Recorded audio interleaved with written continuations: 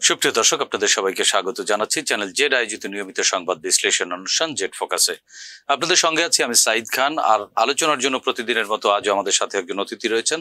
আমাদের সাথে স্টুডিওতে উপস্থিত আছেন গণফোরামের প্রেসিডিয়াম মেম্বার, সিনিয়র আইনজীবী অ্যাডভোকেট সুব্রত চৌধুরী।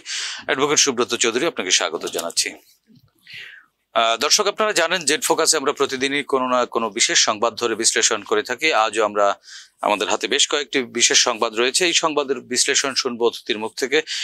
অ্যাডভোকেট সুব্রত চৌধুরী, আপনার নজরে এসেছে নিশ্চয়ই আজকে দিনের আলোচিত একটি ঘটনা। বেশ কিছু গণমাধ্যম এই সংবাদটি প্রকাশ করেছে। সেটি হচ্ছে যে 31 ডিসেম্বর, বছরের শেষ দিনে ছাত্র জনতার যে বিপ্লব, এবং সেই ছাত্র জনতার পক্ষ থেকে, ছাত্রদের পক্ষ থেকে জুলাই প্রোক্লেমেশন ঘোষণা করা হবে 31 তারিখ। আজকে তারা একটি সংবাদ সম্মেলনে এই তথ্য জানিয়েছেন। এবং আপনি নিশ্চয়ই জানেন, আপনি তো এই আন্দোলনের সাথেও, আপনিও মাঠে ছিলেন, যে 5 আগস্ট শেখ হাসিনা স্বৈরাচার পালিয়ে যাবার পরে একটি অন্তর্বর্তীকালীন সরকার এই মুহূর্তে রাষ্ট্র পরিচালনার দায়িত্বে আছেন। সেই গণ অভ্যুত্থানের ঠিক 4 মাস পরে বা 4 মাস পরে এসে জুলাইয়ের 31 তারিখ, ডিসেম্বরের 31 তারিখ যে প্রোক্লেমেশন ঘোষণা করবার কথা ছাত্রদের পক্ষ থেকে জানানো হয়েছে বা জাতীয় নাগরিক কমিটির পক্ষ থেকে বলা হয়েছে, এই প্রোক্লেমেশনে আসলে কি আসতে পারে? এবং প্রোক্লেমেশন ঘোষণার মাধ্যমে তো আমরা জানি যে প্রোক্লেমেশনের ইতিহাস যদি গবেষণা করি বা আমরা ঘাঁটি, সেক্ষেত্রে দেখা যাবে যে সংবিধান ওই দিন থেকে, প্রোক্লেমেশন ডিক্লারের পর থেকেই সংবিধান স্থগিত হয়ে যায় এবং ওই বিপ্লবী সরকার ঘোষণা করা হয়। এরপর থেকে তাদের সিদ্ধান্তেই রাষ্ট্র পরিচালিত হয়। সেক্ষেত্রে এই 31 তারিখের প্রোক্লেমেশনে আপনি কি? সাইদ খান, বাংলাদেশের ইতিহাস আমাদেরকে অনুধাবন করতে হবে। যে যুবক তরুণরা 36 জুলাই আমাদের একটা সফলতা এনে দিয়েছে, একটা ফ্যাসিস্ট শাসককে আমরা ক্ষমতাচ্যুত করেছে এবং তিনি পালিয়ে গেছেন। তো 5ই আগস্ট যেদিন উনি পালিয়ে গেছেন, তারা তো কোনো ঘোষণা দেয় নাই তাদের পরবর্তী কর্মসূচি কি। তারা বরঞ্চ আমাদের বিশ্বনন্দিত প্রফেসর ইউনূসকে অন্তর্বর্তীকালীন সরকারের প্রধান হিসাবে তারা ঘোষণা করেছে। সমস্ত দেশবাসী এটা মেনে নিয়েছে এবং রাজনৈতিক দলগুলো মেনে নিয়েছে। পরবর্তী পর্যায়ে উনি আসার পরে উনি কয়েকজনকে উপদেষ্টা নিয়োগ দিয়েছেন এবং ইতিমধ্যে রাষ্ট্রপতি বর্তমান সংবিধানের 106 ধারা অনুযায়ী সুপ্রিম কোর্টে রেফারেন্স পাঠালো। সেখান থেকে আপিল বিভাগ থেকে রেফারেন্সে বলা হলো এই সরকার বৈধ সরকার, সাংবিধানিক সরকার, এবং তারা বর্তমান রাষ্ট্রপতির কাছে শপথ নিতে পারবে। তো এগুলো তো অলরেডি লিগ্যাল ফ্রেমওয়ার্ক এসে গেছে। এখন নতুন করে যদি এটা আবার বিতর্ক সৃষ্টি হয় যে আমরা একটা প্রোক্লেমেশন অফ রিভলিউশন আমরা অ্যানাউন্স করব, তারা করতেই পারে। কিন্তু আমার কথা হচ্ছে, প্রোক্লেমেশন অফ ইন্ডিপেন্ডেন্স আমরা তো 10ই এপ্রিল 1971 আমাদের প্রবাসী সরকার তো এটা ডিক্লারেশন দিয়েছিল, সাম্য, মানবিক মর্যাদা এবং সামাজিক ন্যায় বিচার, এই 3টা মূল লক্ষ্য নিয়ে আমাদের স্বাধীনতা সংগ্রামটা হয়েছে। পরবর্তী পর্যায়ে 72 সংবিধানে আমরা অনেক কিছু সন্নিবেশিত করেছি। এখন 5 মাস পরে এসে তারা যদি বলে যে আবার নতুন করে একটা ঘোষণা তারা দেবে এবং বিপ্লবী সরকার গঠন করবে, আমি জানি না তাদের আজকে যে সংবাদ সম্মেলন করেছে ওই রকমই কিছু একটা আভাস তারা দিয়েছে। আমার তো মনে হয় একটা মহা সংকট তৈরি হবে। এই যে সাংবিধানিক ধারাবাহিকতার মধ্যে আমরা ঢুকে গেছি, 5 মাস পরে এসে যদি আবার আমরা সেখান থেকে উল্টা পথে যাই, তাহলে আমার মনে হয় বাংলাদেশে সংকটটা আরো বাড়বে। যুবক তরুণরা, আমি মনে করি তাদের তো অনেক ম্যাচুরিটি হয়েছে এবং এত বড় আন্দোলনে তারা নেতৃত্ব দিয়েছে। 2000-এর মতো আমাদের যুবক তরুণরা আত্মাহুতি দিয়েছে, সাধারণ মানুষ আত্মাহুতি দিয়েছে, 20,000-এরও অধিক সংখ্যক আহত হয়েছে, হাত পা হারিয়েছে, পঙ্গু অবস্থায় আছে। সুতরাং সেগুলোর ব্যাপারে আমাদের তো মনোনিবেশ করা উচিত এবং পরবর্তী পর্যায়ে এই সরকারকে আন্তরিকভাবে সাহায্য সহযোগিতা করে আগামী দিনের যে রাষ্ট্র সংস্কারের কথা আসছে বা বিভিন্ন বিষয়ে আমাদের যে আরো কিছু পুনর্গঠনের বিষয় আছে, সেগুলোতে আমরা মনোযোগী হচ্ছি না। আইন শৃঙ্খলা পরিস্থিতি, বাজার নিয়ন্ত্রণ থেকে শুরু করে অন্যান্য বিষয়গুলো যেগুলো জনজীবনে বিপর্যস্ত হচ্ছে মানুষ, সেগুলোর দিকে আমরা মনোযোগ না দিয়ে এখন আমাদের তরুণরা যদি আবার নতুন কোনো একটা প্রস্তাবনা নিয়ে আমাদের সামনে হাজির হয়, আমার মনে হয় এটা আমাদের আরো বিভ্রান্তি। তাদের এই প্রয়োজনীয়তা আসলে না, এটা কোনো প্রয়োজন ছিল না। ওনারা নাগরিক কমিটি করেছে, জাতীয় নাগরিক কমিটি। এতদিন বলা হলো যে ওইটাই হবে রাজনৈতিক দল। গত এক সপ্তাহে আবার বললো যে না, আমরা এইটা রাজনৈতিক দল হবে না, আরো আমরা দুটো রাজনৈতিক দল হতে পারে।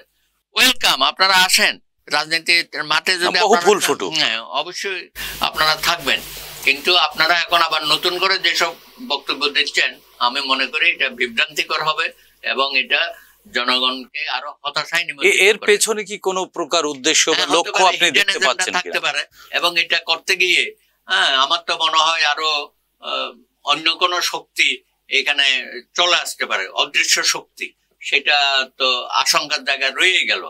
সুতরাং আমার মনে হয় আমাদের যুবক তরুণরা যে রক্ত দিয়েছে, আত্মত্যাগ করেছে, সেটা মহামান্বিত করতে গেলে এখন যে অবস্থায় আছে অন্তর্বর্তীকালীন সরকার, সেই সরকারকে কিভাবে অগ্রসর করে নিয়ে যাবে, এবং তারা যেটা ইতিমধ্যেই করেছে, এবং তাদের তো প্রতিনিধিও আছে এই সরকারের মধ্যে, প্রয়োজনে আরো প্রতিনিধি নেওয়া যাবে, এবং তারা সাংগঠনিক ভাবে যদি এই সরকারকে সহযোগিতা করতে যায়, যেটা আমরা বলি যে এই সরকারের কোনো রাজনৈতিক শক্তি নাই, এই সরকার শুধু প্রশাসন এবং আইন শৃঙ্খলা বাহিনীর উপর নির্ভরশীল, সেই জায়গায় যদি আপনারা রাজনৈতিক শক্তি হিসাবে এই সরকারের পাশে থাকেন এবং এই সরকারের বিভিন্ন পরিকল্পনা কার্যকর করার ক্ষেত্রে যদি মুখ্য ভূমিকা রাখতে চান, সেটা ওয়েলকাম, সেটা খুবই ভালো হবে।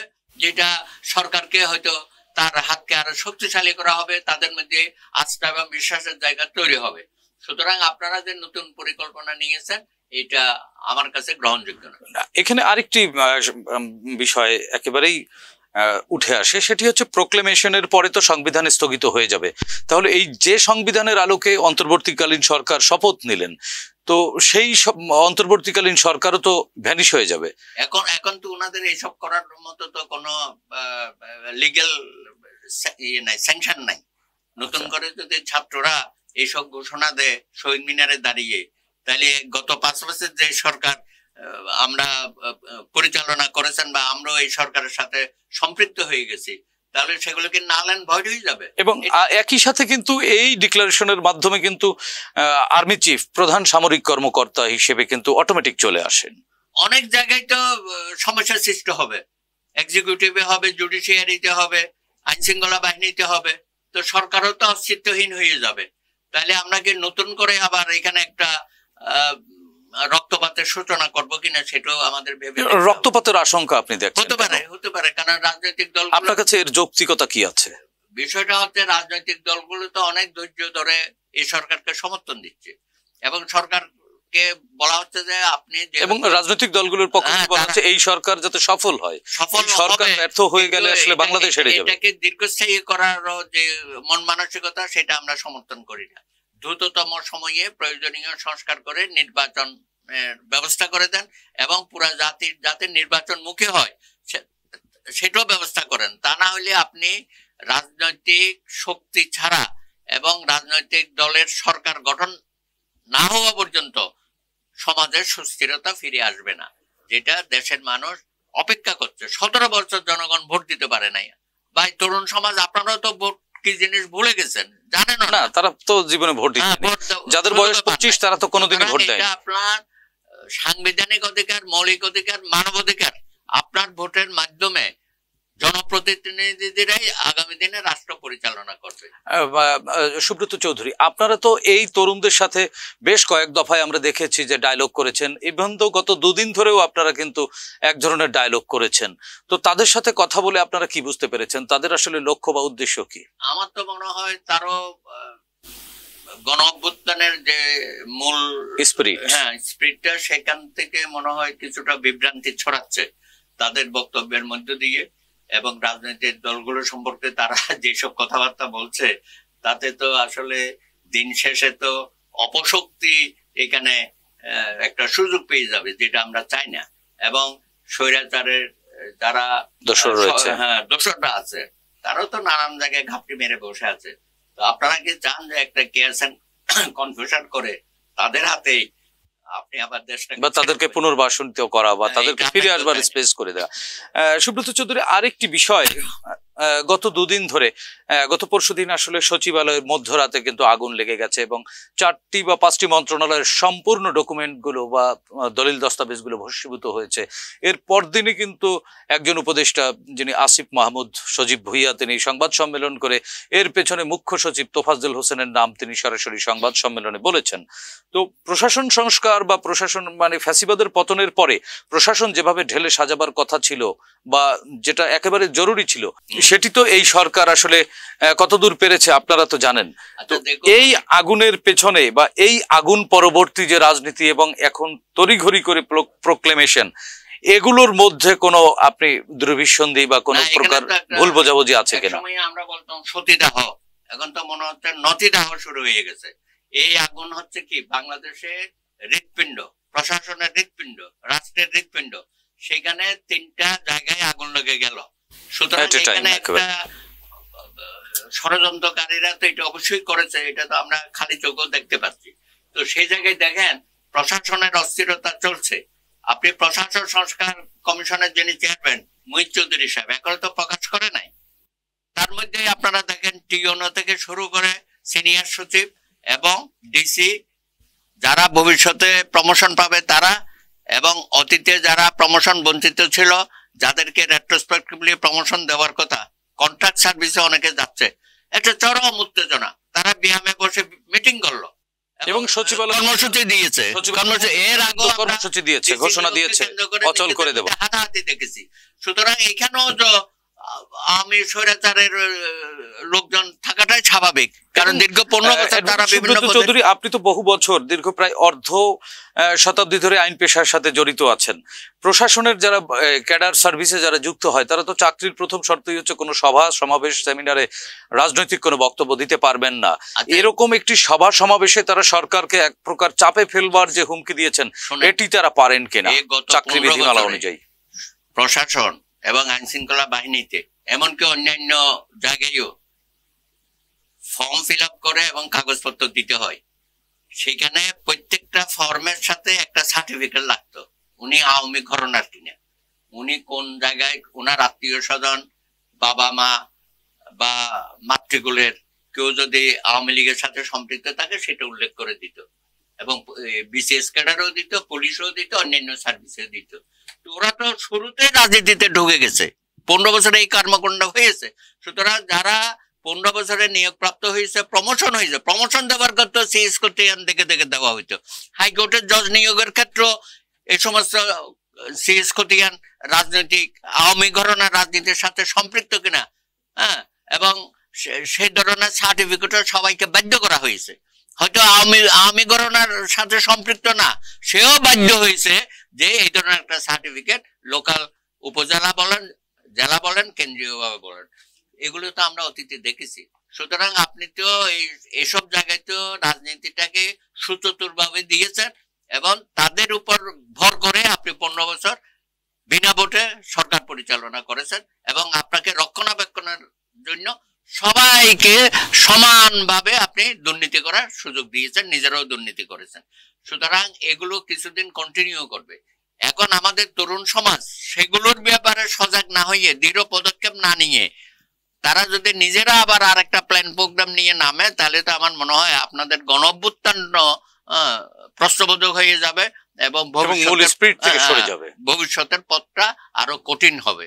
আশা করি আপনারা এগুলো থেকে বিরত থাকবেন, না হলে আপনাদের সাথে রাজনৈতিক দলগুলো একটা দূরত্ব তৈরি, এবং সেই দূরত্ব আসলে বাংলাদেশের যে সামনের দিনগুলো বা আগামীর বাংলাদেশের জন্য নিশ্চয়ই কোনো সুফল বয়ে আনবে না। সুব্রত চৌধুরী, আমরা অনুষ্ঠান শেষ করব।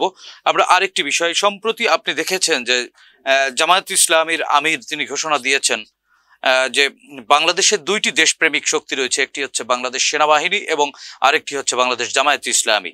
যে 1971 সালে জামায়াত ইসলামীর ভূমিকা ছিল পাকিস্তান সেনাবাহিনীর সাথে মিলে, তারা কিন্তু ওই সময় পাকিস্তানের দেশপ্রেমিক শক্তি হিসেবে আবির্ভূত হয়েছিলেন। ঠিক 2024 সালের ডিসেম্বরে এই বিজয়ের মাসে দাঁড়িয়ে আমরা ঠিক একই বাক্য শুনলাম। এই বিষয়টি আপনি একজন মুক্তিযোদ্ধা হিসেবে বা ওই সময় মুক্তিযুদ্ধের সময় ছাত্র রাজনীতি করেছেন, একেবারে মাঠের রাজনীতির সাথে জড়িত ছিলেন, আপনি ওনার এই বক্তব্যকে কিভাবে মূল্যায়ন করবেন?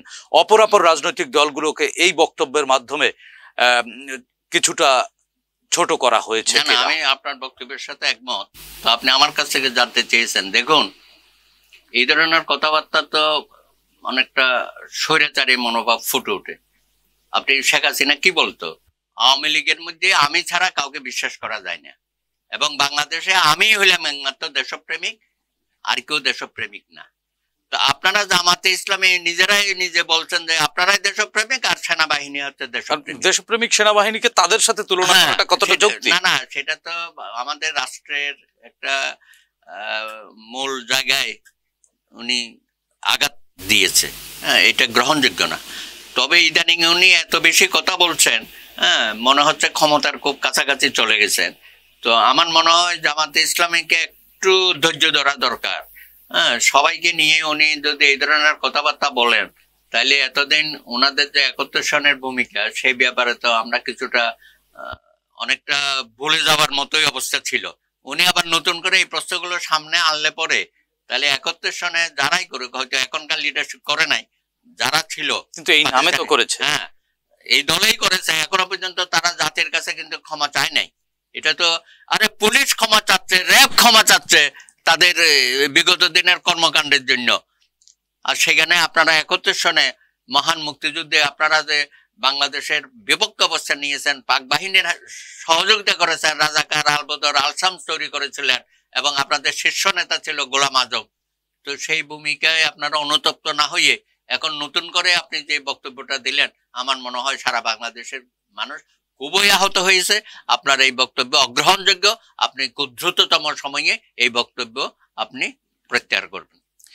জি, ধন্যবাদ অ্যাডভোকেট সুব্রত চৌধুরী। আমরা শেষ করব, শেষ 1 মিনিটের মধ্যে যদি শেষ করেন, সেটি হচ্ছে বিপ্লবোত্তর বাংলাদেশের নতুন একটি সম্ভাবনার রাস্তায় আমরা উঠেছি, নতুন একটি সম্ভাবনার সূর্য আমাদের বাংলাদেশের আকাশে উঠেছে। সেই সম্ভাবনা কি কোনো প্রকার চক্রান্তের কাছে বলি হবার উপক্রম হয়েছে কিনা, এরকম কোনো সম্ভাবনা আপনি দেখেন কিনা? না, দেখুন, এই 1971 সনে মহান মুক্তিযুদ্ধ, 30 লক্ষ শহীদ, তাদের স্বপ্ন, সেই বাংলাদেশ আমরা করতে পারিনি। আমরা বারবার ছটকাচ্ছি। 90 সন গণ অভ্যুত্থানে আমাদের অনেক আশা আকাঙ্ক্ষা ছিল, আমরা পারিনি। এখন 2024-এর ছাত্র জনতার এই গণ অভ্যুত্থানের যে স্বপ্ন এবং নতুন বাংলাদেশ গড়ার যে আকাঙ্ক্ষা, সেটা এবার আমরা ব্যর্থ হতে দিতে পারি না। এবং শেখ হাসিনার মতো একটা ফ্যাসিস্ট মাফিয়া সরকারকে আমরা বিতাড়িত করেছি, এবং এটাও কল্পনার বাইরে ছিল। 15-17 বছরে আমরা লড়াই সংগ্রাম করেছি, এবং আপনারা অনেক রক্তের উপর দিয়ে নতুন বাংলাদেশ, এবং তাদের শত শত নেতা কর্মী গুম, খুন, মামলা, মোকদ্দমা, এবং আপনিও তো নিজে 2-3 বার হামলা শিকার হয়েছে, আপনি তার সাক্ষী আছেন।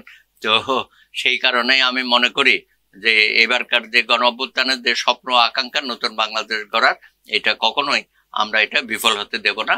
আমরা সমস্ত রাজনৈতিক দল ঐক্যবদ্ধভাবে এই আকাঙ্ক্ষাটাকে আমরা জন আকাঙ্ক্ষাকে আমরা এগিয়ে নিয়ে যাব। জি, ধন্যবাদ অ্যাডভোকেট সুব্রত চৌধুরী। প্রিয় দর্শক, আমরাও বিশ্বাস করি বর্তমান যে অন্তর্বর্তীকালীন সরকার রয়েছেন এবং যে ছাত্র জনতার বিপ্লবের যারা নেতৃত্বে ছিলেন, তাদেরও শুভবুদ্ধির উদয় হবে, এবং আগামীর যে নতুন বাংলাদেশের স্বপ্ন নিয়ে প্রায় 2000 তরুণ আত্মাহুতি দিয়েছে, এবং প্রায় 30,000-এর মতো তরুণ এবং সাধারণ জনতা এখনো মৃত্যুর সাথে পাঞ্জা লড়ছে হসপিটালের বারান্দায় বা হসপিটালের বিছানায়। প্রায় 1000-এর মতো মানুষ চোখের আলো হারিয়েছে শুধুমাত্র বাংলাদেশের মুখে হাসি ফোটাবার জন্য। সেই চূড়ান্ত হাসি বাংলাদেশ হাসবে, সেই প্রত্যাশা ব্যক্ত করে আজকের মতো শেষ করছি। ভালো থাকবেন, সুস্থ থাকবেন, চ্যানেল জেড এর সঙ্গেই থাকুন। খোদা হাফেজ।